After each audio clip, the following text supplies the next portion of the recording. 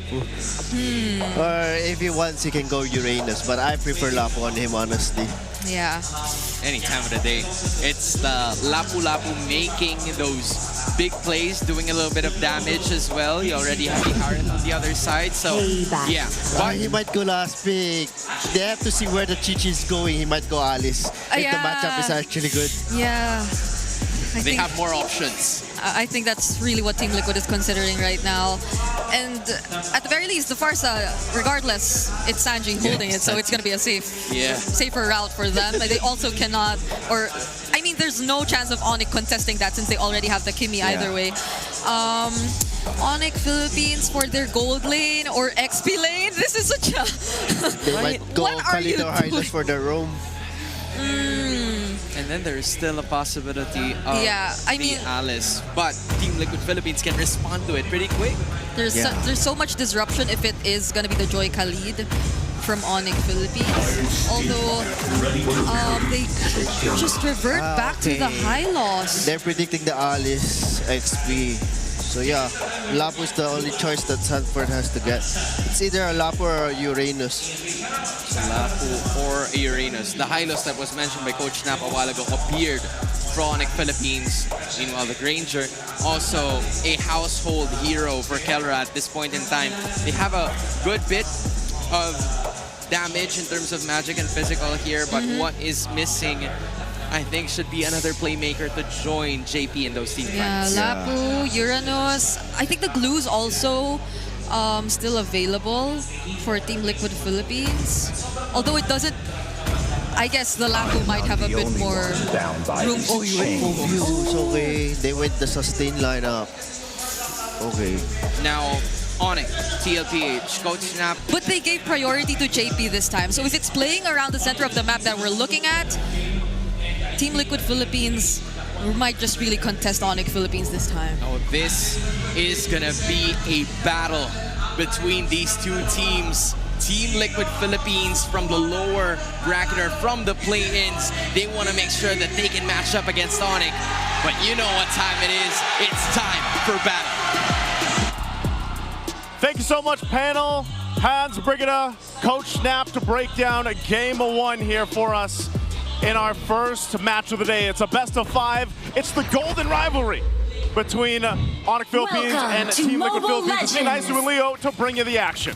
I'm so used to how Liquid drafts and how they ran through Falcons last night that looking at Onic prioritize their hero, prioritize the Joy, and then slap that high loss back into the metagame like he never left.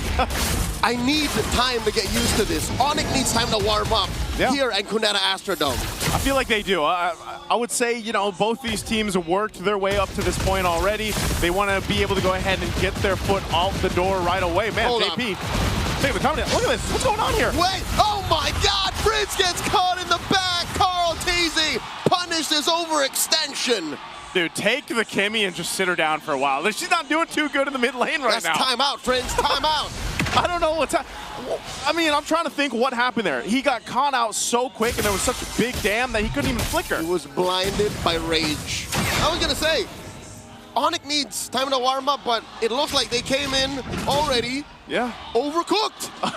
Don't let them cook. They're already cooking, man. I don't know. Again, at this point, it's nothing too crazy, but that first blood already, especially going in the hands of Carl Teasy, we've seen him do it before. And if he's able to go ahead and get a lead, especially on a hero like this, that YSS, it'll give them a better start into the first objective, which is this turtle coming up here shortly. That's what they call in the business a snowball. Yes. Well, you can't give the goat a snowball, not like this. Man. And also in the dangerous grass. Mind you, you saw the stat coming into this, right? Onyx undefeated on the dangerous grass, man. And they can't let us start like that. Put a loss on the record. Looking at the gold lane, at least here, Kelra seems to be bullying Oheb in the early. But with the turtle started, Sanford checking out Brusco, keeping him back. Oh, I don't think this is a smart move. Onic can't contest. Liquid is going to score the first turtle. Brusco gets that revitalize in, misses a few salvos from Sanji. Sanji used the force to flicker there. Close call. Yeah, look at this too, JP, just giving the information. Not level 4 just yet, but that was a better decision, I'd say, for Onic to not contest that. Because we just mentioned the snowball potential here, and if they would have lost even 1 or 2 more members to that first turtle fight, that snowball definitely would be in full control. So they maintain it. It's nothing too big for TLPH. They do get an objective. They're a couple hundred gold ahead. Where we really have to look at is how do the lane-to-lane matchups work for this. From down to the gold lane, where this is more common that we see between these two phenomenal gold laners, Kelra and of course Oheb, on a Harith and a Granger. Very standard. The rest, though, Phobius, I feel like, has popped up more and more because he fits in that role where it's like, all right, you need that front line, but you also need someone to help peel if you have to, especially when a YSS is in tow. That's Kirk. No. This is what you were talking about. Wow. He's able to punish overextensions and get in your face. We saw it last night in the hands of 3 Martisi with TNC moving on through the brackets. Now it's Liquid who's moving up in the world, 1,000 over Onic by taking these baby steps. Hey man, it's starting, and it's not even the baby cakes duo that started this whole thing. They got what they needed to do. They got the foot out the door, and we talked about Team Liquid Philippines. Actually, the panel talked about this specifically. Getting into that momentum, getting into that stampede form, they need to time it. I think this is them timing it already in game 1. Oh no, Kirk might get another one on him, and it's the same duo who gets it. Carl Teasy in Sanford. I mentioned that Onic can punish Liquid if they're overextending, if they're over-aggressive. Now it seems like the foot is on the other shoe. What do they do here? It's the opposite way around. The turns have tabled, and up top, Oheb pushes Kelra back underneath his turret. Oh, here's Brusco. Dropping that Salmon Force. In comes Brusco, forcing a flicker out of the Filipino sniper. Oh. Traction pulse, flicker forward from Fringe. No. This young man woke up and chose violence. What? Sanji flickers forward, almost takes down Kelra. And then Liquid scores their second turtle, 2,000 gold up. Think about how much of a distraction that was that Oheb just accomplished there, and doesn't even go down in exchange. Yes, you mentioned Turtle, second one of the game goes in the hands of Carl Teasy. And look at him, he's locked in. Oh my God, Kirk barely survives. He almost got ravaged once more, a third time by Carl. You know what? I stand by what we said before the match started. What's that? Right when we landed into the map, Onic needs to warm up. They seem to be a little jittery, a little off. I would say they're quite a bit off in this game 1, man. We haven't seen King Kong anywhere. He's basically just stayed in his jungle because he can't really do too much. Even a Joy, as quick and mobile as you are, you're probably going to get just overloaded with the damage here that we're already seeing from TLPH. I don't think there's enough of a box that they can play with. Sure, Brusco can drop the Glorious Pathway, can automatically stun one target, but in the face of what Liquid brings, it's not enough. The Traction Pulse isn't enough of a deterrent to let Onic put the pieces that they need to be in order to deal damage to Liquid. Yeah, again, look at this pressure. TLPH is going to pop the conceal just to force Kelra off this tier 1 turn on the top side. Brusco will take a little bit of damage with that Feathered Airstrike, and Carl Teasy to keep him in check. They just want this objective. They can bully Kelra out of the lane if they want to. Very efficient use of ults. Even if they did not fully come into a fight, they got what they wanted. A clean push on the tier 1, and Kirk gets another one. Oh, it's King Kong! They switched it! Oh, they pushed Kirk off of it, and then it's King Kong will get to... Just stay out of the lane, man. Come on. It's not a good lane for Onic right now. It seems like if they're that side of the map, there's someone there to answer it, and Carl Teasy, full snowball effect now for this YSS. This is looking very Stampede-like, very Liquid-like from Team Liquid Philippines. 4.4K ahead. This next turtle should just be theirs as well. There's not really a position here for Onic to fight yet because of just how much this lineup scales from TLPH and how Onic needs that time to build up here. That's not going to happen even longer now because of the way the past almost 7 minutes have gone. It's a slow march. 4 kills. Nothing really much happening. Again, not a big 5v5. It's just Liquid pressing the buttons where it matters. Yeah. Liquid's putting salt on the wounds, not exactly on the whole being of Onic. It all started with that first blood from Super Prince as he went down under that minute mark. Look at this, the fight under the turret though. Tier 1 mid. Oh.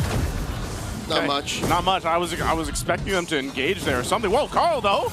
That's Mount Shock around the park. Gets it. The passive. Able to trigger, switching from range to close range. Oh, range to close range. And now King Kong dodging that AOG. Oh, here we go. Here comes the rest of them. They punish Oheb. Under a Salmon Force, finally on the board. Onic get one. At least they get one on the board.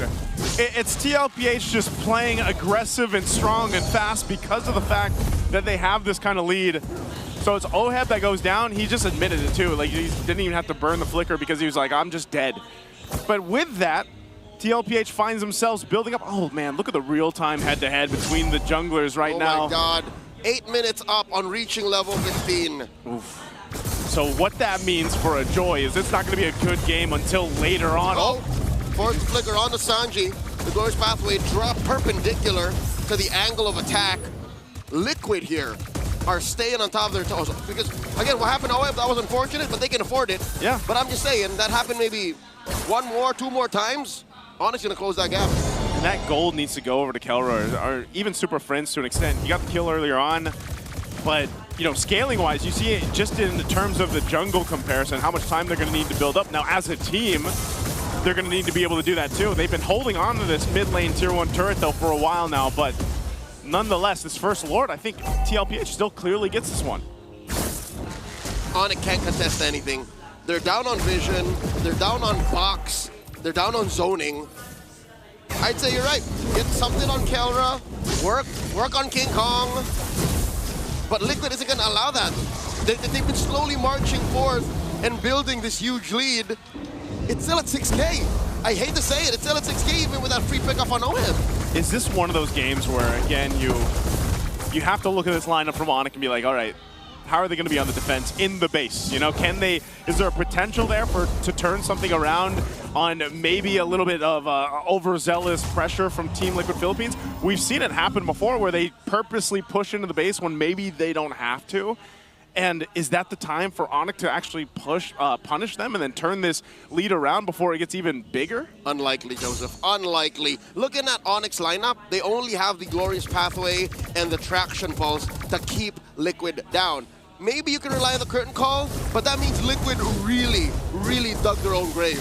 So I'm not counting on it. It has to come from somewhere else. You can't rely on Liquid making a mistake. Oh, look at this too. Even Kirk on the CC. The Holy Shield's gonna go down in the mid lane. You know, Kirk doesn't have much of anything. He's got the War Axe, that's about it. Keep going with a cut. He's cutting, he's trying to do something, and this might be the only choice he has here. Feathered Airstrike dropped down, they gotta deal with this Lord pushing in. What are they gonna do here? Glorious Pathway, Brusco slowing down the bleeding. They do get rid of the Lord top lane. Slowly gonna alleviate the pressure there too. Onic get to keep their inhibitors. They're doing fine. All right, they hold on to the base turrets. We've seen this time and time again, even when a team has 7,000+ gold lead. The main objective on that first Lord is really just to grab those Holy Shields down, go ahead and reset, and get back to farming here. They don't want to go ahead and make that mistake or give that opportunity to Onic to turn it around. And if you look at this, you know, you got to think, all right, yes, it can go to Kelra. Eventually, he's going to have the items here on the Granger. That's going to take some time, though. We're approaching the 11-minute mark, so he probably needs, like, I don't know, 5 to 6 minutes himself. But still, my main question is, like, where does, you know, King Kong come into this? King Kong is struggling, tries to get his orange, does hit the retribution right, and he will put Super Friends in trouble, forcing a Mount Shocker, throws out that boat, does survive. A salvo misses Prince, almost lethal. The Glorious Pathway to stop the rest of Liquid from driving in. Onic do lose that Holy Shield down bottom. See, man, it's just way too much damage overloaded right now. King Kong in trouble. In comes the Diamond Force. King Kong, they bait OM out once more. Defensive AOG by Daddy JP. Sanford with the flicker. Onic show their teeth. Wow, it's Oheb now that goes down in that, and I was just saying, you know, it's so much damage that TLPH has. Well, I guess Onic has some too.